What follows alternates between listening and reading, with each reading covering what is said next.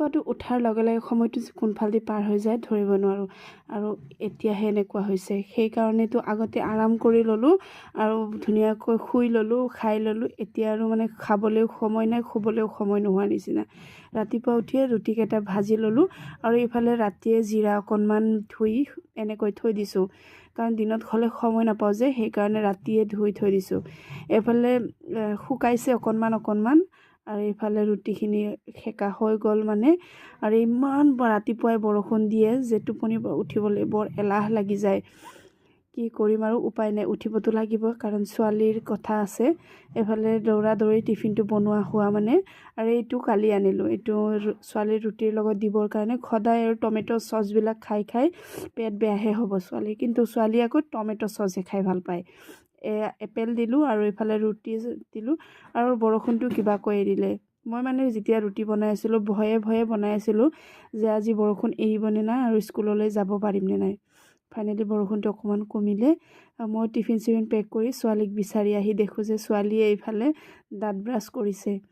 আৰু আজিকালি পিছে পাৰা হৈ গৈছে দাঁত ব্ৰাছ কৰিব। আজি পিছে ভাবিলোঁ ময়ে অকণমান সিহঁতক চাহ ৰুটি খুৱাই দিওঁ, যিহেতু এইকেইদিন ধৰি আমাৰ গাখীৰৱালাটোৱে গাখীৰো দিব পৰা নাই। এফালে দুইজনীকে খুৱাব লৈছোঁ। মানে মই আপোনালোকৰ ওচৰত ভিডিঅ'টো এইকাৰণে দাঙি ধৰিলোঁ যে মই ৰাতিপুৱাৰ সময়খিনি কিমান ব্যস্ত থাকোঁ। অকল ময়ে নহয়, প্ৰত্যেকজন স্কুলীয়া মাকেই ব্যস্ত থাকে। মানে স্কুলত যায় ল'ৰা ছোৱালী, কিন্তু ব্যস্ত থাকে মাকেহে। এফালে সকলোখিনি ৰেডি কৰিবলৈ দি বাপেকক খাবলৈ দি মই আহিলোঁ গাটো ধুই। বোলো গাটো ৰাতিপুৱাই যদি ধুই লোৱা যায় তেনেহ'লে কাম একেবাৰে পাতল যেন লাগে আৰু দেহাটো কিবা এটা ভাল লাগে, নহয় জানো। এইফালে আহিয়ে ছোৱালীক আকৌ কাপোৰ পিন্ধালোঁ। এজনীক যেনিবা বাপেকেই পিন্ধাইছে আৰু এজনীক মই পিন্ধাবলৈ ল'লোঁ।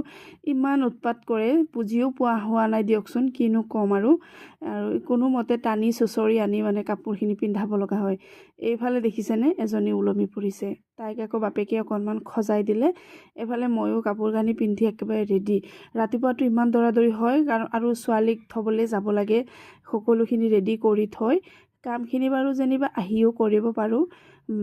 আৰু এইফালে মই এতিয়া যাবলৈ ওলাইছোঁ। ছোৱালীক ইমান ৰাতিপুৱা হ'লে ইহঁতৰো নখৰা, টোপনিও মানে নহয় যে, সেইকাৰণে বহুত নাটক কৰে। আৰু এইফালে জোতা সোতা পিন্ধাই যাবলৈ ওলাইছোঁ। আৰু গৈ ঘূৰি আহি আকৌ কিমান কাম থাকিব, নহয় জানো। আৰু আপোনালোকেও নিশ্চয় এনেকৈয়ে ব্যস্ত থাকে। আৰু বতৰটো অকণমান ভাল কৰিলে, আৰু ভাল কৰাৰ কাৰণে ভাল লাগিলে, কাৰণ বতৰৰ কাৰণে যদি স্কুললৈ যাব নোৱাৰোঁ কিবা এটা ভালেই নালাগে। সেইদিনা যে যাব পৰা নাছিলোঁ খুব বেয়া লাগি আছিলে। আৰু আহি পায়ে আকৌ কাম ওলালোঁ, কাপোৰ কেইটামান ধুবলৈ আছে তাকে উলিয়াই লৈছোঁ।